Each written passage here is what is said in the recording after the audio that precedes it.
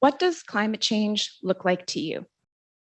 If you've lived in BC the past couple of years, chances are that devastating wildfires and floods are what first come to mind. But smaller, more subtle changes have been happening too. When I picture climate change, I think of the beaches of southern Vancouver Island, where I grew up. The rocky shores along Juan de Fuca Strait are breathtaking. At low tide, the beach is made up of colorful layers of sea life, from kelp and seagrass up to mussels and barnacles. But these organisms are already experiencing climate change. Since the 1950s, southern Vancouver Island has been getting warmer and drier, and this has made life harder for these sea creatures who need cool, wet conditions in order to survive. In fact, my supervisor, Dr. Chris Harley, has already documented some of these changes. He found that by 2010, species which had been living higher on the shore had moved down closer to the ocean to try and avoid these more stressful conditions. Chris's findings got me thinking about change within my own lifetime.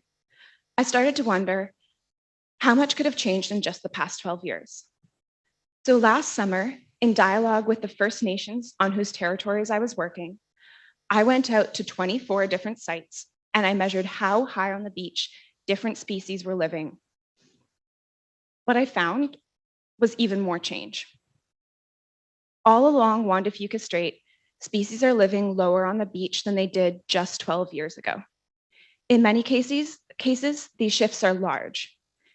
Seagrass, for example, the bright green species you see in the photo above, has moved down by more than 50 centimeters at multiple sites. These shifts are also very fast-paced, faster in the past 12 years than in the 50 years before that. What this suggests is that the extreme conditions that we've seen recently have had more of an effect than the gradual warming of previous decades. These changes aren't universal, though. Certain seaweeds are moving down by very little, while their neighboring mussels and barnacles are moving much faster. This means that the beaches are going to form new patterns as those overlapping zones start to separate and overlap in new ways.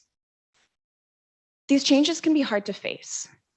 I'm really sad to lose the beaches that I grew up with, and I want to recognize what this represents to First Nations, who have long maintained deep relationships with these lands.